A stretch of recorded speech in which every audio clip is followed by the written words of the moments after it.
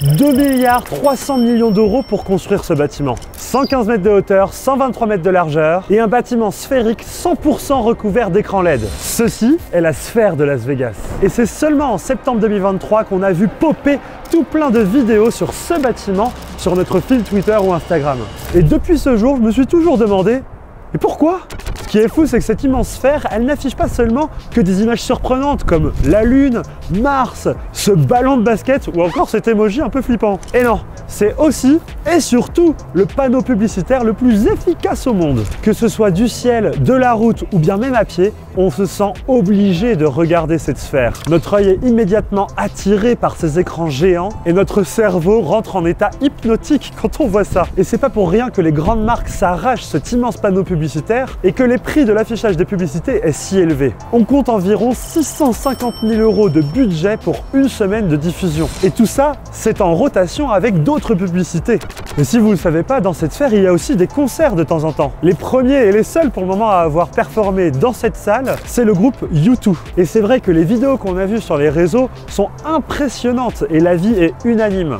Et je vous propose de venir avec moi pour voir si l'expérience de la sphère vaut le coup et surtout si tout cela a un réel sens. La première surprise que j'ai eue concernant la sphère, eh bien c'est quand j'ai voulu prendre mes billets à l'hôtel. J'ai découvert l'étendue des tarifs pour aller voir le fameux court-métrage Postcard from Earth. Ça partait de 111 $ pour aller jusqu'à 356 $ pour voir un court-métrage. Je suis actuellement en train de me rapprocher de plus en plus de la sphère parce que c'est parti, l'expérience va commencer. Et c'est vrai que plus je me rapproche, plus je me rends compte qu'en fait c'est peut-être pas un vrai écran. En tout cas, ce qui est certain, c'est que l'illusion est intéressante et j'ai hâte de pouvoir rentrer à l'intérieur et voir ce que ça propose. On y va. Aïe. J'ai défoncé le poteau. C'est marrant parce qu'ils affichent régulièrement des grands QR codes sur la sphère et je me dis, est-ce que ça va bien vieillir? Est-ce que c'est vraiment ça qu'on veut dans notre paysage citadin? Je sais pas, enfin moi je suis dubitatif. Bon là je suis à quelques mètres je pense de la sphère maintenant. Oh, peut-être 50 mètres. Oh là là là là. Oh, bête. C'est immense. 115 mètres de haut, 123 mètres de large. Alors la sphère n'est pas une sphère en réalité, elle n'est pas entière, c'est pour ça qu'elle est plus large que haute. Sinon elle roulerait si c'était une vraie sphère. En tout cas vous voyez, j'avais hâte de me trouver juste à côté pour pouvoir voir ces effets de perspective en vrai, de proche. Et en fait c'est pas à côté qu'il faut se trouver, voilà. Parce que quand on se trouve en bas de la sphère, on comprend rien à ce qu'on voit. Que je voyais qui était ça de loin, de près, ça fait ça et c'est beaucoup moins impressionnant en réalité. Ce qui est impressionnant par contre, c'est la structure et la conception de cette sphère qu'on comprend un peu mieux quand on est proche du bâtiment. D'ailleurs, me trouvant juste à côté de la sphère, on remarque qu'il y a plusieurs routes autour du bâtiment. C'est vrai qu'il y a quelques conducteurs qui s'arrêtent au bord de la route ou même parfois sur la route pour pouvoir la photographier. Et c'est vrai que ça fait les gros titres aux États-Unis, cette sphère qui détourne l'attention des conducteurs. Il y a eu aussi tout un soulèvement de la part des locaux qui se sont plaints de la pollution lumineuse du bâtiment en pleine nuit. C'est vrai que la quantité de lumière émise par la sphère est assez énorme et que quand on se trouve autour, on est éclairé comme si on était en plein jour. Il y a un côté Times Square. Bon, avant de rentrer dans le bâtiment, je me trouve vraiment juste à côté de l'écran. Et ouais, en fait, ce sont des LED qui sont espacés d'à peu près 20 cm. Ce sont des espèces de tubes ampoule avec je dirais une trentaine de petites LED à l'intérieur surpuissantes. Et on voit très clairement l'espacement, à peu près 20 cm. Alors c'est sûr, on comprend plus du tout ce qui est sur l'image quand on est si près, hein. C'est un peu comme coller son œil à un téléviseur. Ça y est, je suis à l'intérieur de la sphère et c'est vrai que c'est super impressionnant. Oh, regardez, un robot flippant qui nous parle. Regardez, les gens lèvent la main pour interpeller le robot et quand il lui pose une question, elle répond.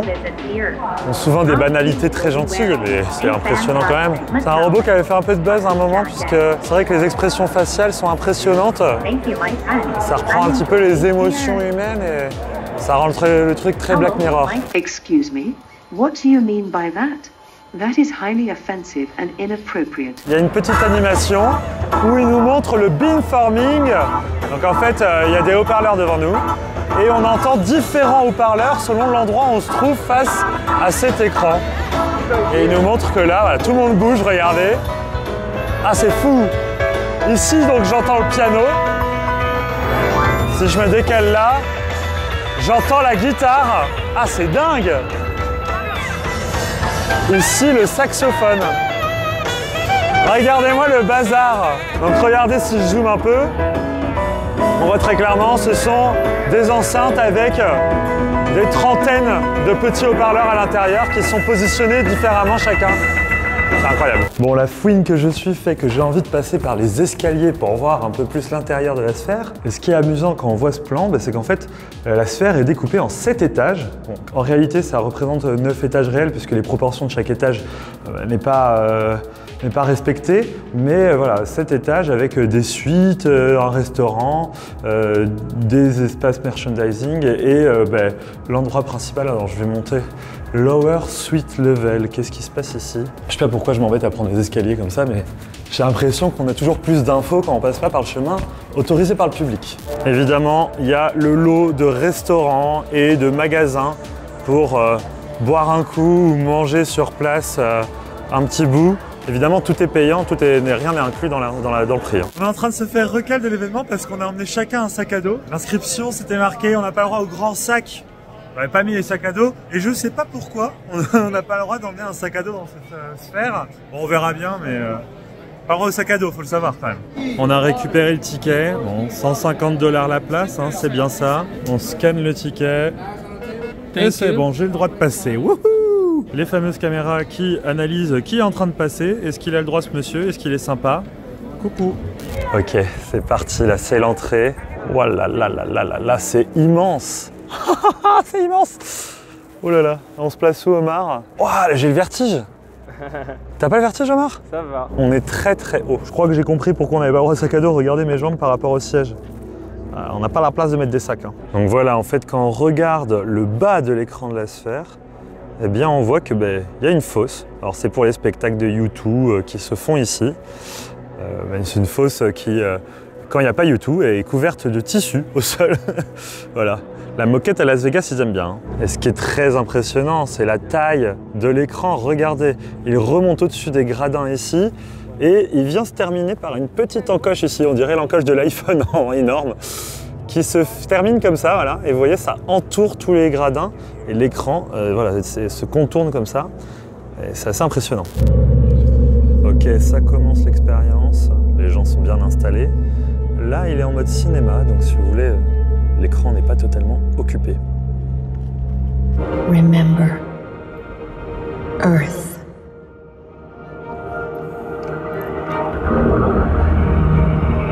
Ça y est, l'écran s'ouvre en grand pour la première fois.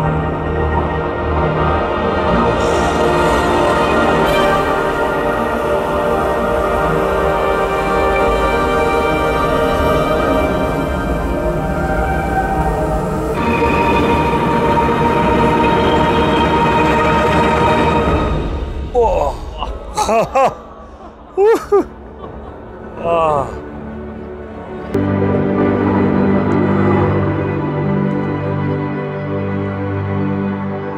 Si on regarde de près, en fait, à l'image, on voit là comme des trames. Ça se voit à l'œil nu. Hein. Là, j'ai zoomé pour que vous voyez bien, mais on voit des lignes. Par contre, la qualité de l'image qu'ils ont faite est assez impressionnante. Hein. On va pas se mentir. Highlands, woodlands, prairies, plains, rivers, La salle n'est pas pleine. chasms, fjords, and gorges.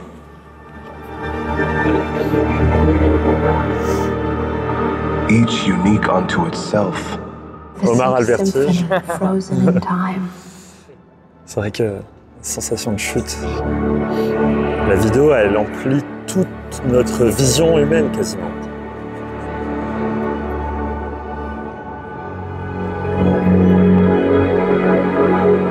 On voit la structure à travers les zones sombres au fond là. On voit pas tellement sur le côté. Some set down roots, clung to the rocks. On voit bien les trames là.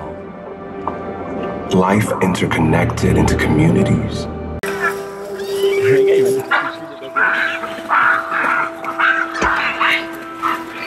Like Là, c'est impressionnant.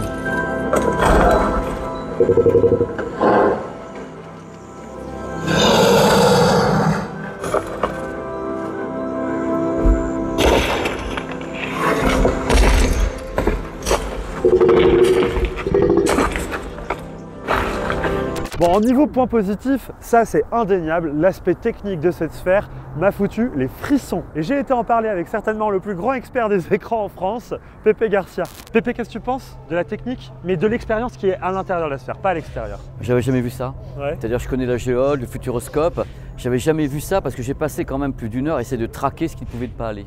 C'est-à-dire j'ai essayé de voir les recoupements, le découpage de l'écran, j'ai rien vu. C'est la première fois de ma vie que je me retrouve quelque part où j'ai l'impression que c'est ma vision humaine. C'est-à-dire que je n'ai pas vu l'électronique, je n'ai pas vu l'idée d'avoir une projection. C'est-à-dire que j'ai vu un truc comme je le verrais dans ma vie, c'est-à-dire comme je te vois toi ou que je verrais Guillaume. C'est la même chose, je n'ai pas senti une électronique, une machine derrière. Ça vaut son prix ou pas? Le son est fabuleux, le retour haptique des sièges est fabuleux. J'ai vu des gens s'accrocher alors qu'ils ne bougeaient pas parce qu'à un moment donné… Tu as une sensation de vertige. Et bien pourquoi? Parce qu'il y a une notion de vaisseau spatial géant. C'est-à-dire qu'on est tous comme ça, c'est pour y avoir carrément un commandant, le capitaine Kirk, et on avance au-dessus de la Terre. Et je te garantis qu'étant donné que la vision complète, les bords est couverte, et on peut faire ça et on voit le monde avancer. À un moment donné, on est dans la jungle, on lève la tête, il y a une girafe qui est comme ça, au-dessus de toi. Parce que c'est la vision panoramique complète et parfaite. Toi, Pépé Garcia, tu valides. Si quelqu'un me le paye, franc, coupé, coupé. 250 $, je suis au milieu. Coupé. Hier, j'étais sur le côté pour faire ma petite vidéo. Donc coupé. Petite parenthèse à propos des concerts de U2 à la sphère. En parlant avec des locaux ici, on se rend vite compte que quand on regarde la vidéo entière d'un concert de U2 dans cette sphère, eh bien l'écran à l'arrière n'est pas 100% utilisé le long du concert. Il y a beaucoup de performances où l'écran est réduit à une taille d'écran de cinéma assez énorme, où on va voir la retransmission des caméras qui vont filmer les artistes. Donc pour le moment, on n'est pas à une utilisation à 100% de la salle, c'est seulement sur quelques performances clés qu'on va avoir des effets particuliers sur l'écran, sinon on reste sur une utilisation assez basique de la salle. Et s'il y a un point négatif majeur à soulever, c'est la cohérence du projet. Regardez, là je suis en plein désert et pourtant je suis juste à côté de Las Vegas parce que cette ville elle est très récente et elle a été construite justement en plein désert. Donc déjà il y a quelque chose d'un peu aberrant quand on découvre cette ville là en plein centre de rien, mais là où va se trouver l'hypocrisie dans la sphère,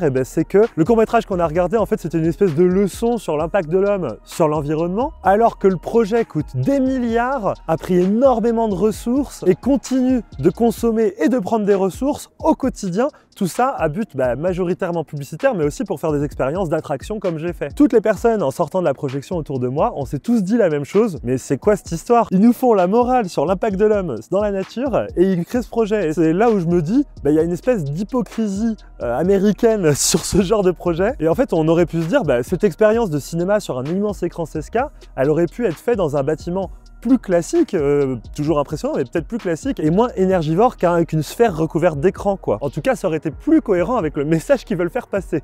Voilà, j'espère que vous aurez apprécié cette vidéo sur ce bâtiment hors norme. Pour moi, ça a été tout aussi hors norme de tourner cette vidéo, parce que vous doutez bien, j'étais les yeux écarquillés sur tous les détails. Et surtout, regardez, je suis dans des paysages de ouf autour de Las Vegas. On a notamment la vallée de la mort, là où je me situe actuellement. Pour information, j'ai profité de ma présence au salon tech du CES de Las Vegas pour tourner ce contenu. N'hésitez pas à me dire dans les commentaires ce que vous pensez de tout ce projet. Dans tous les cas, on se retrouve dans de futures vidéos sur Frandroid. On est aussi en live sur Twitch tous les jours pour discuter de ce genre de sujet. Allez, voilà, vive la technologie, vive les États-Unis et à bientôt. Ciao!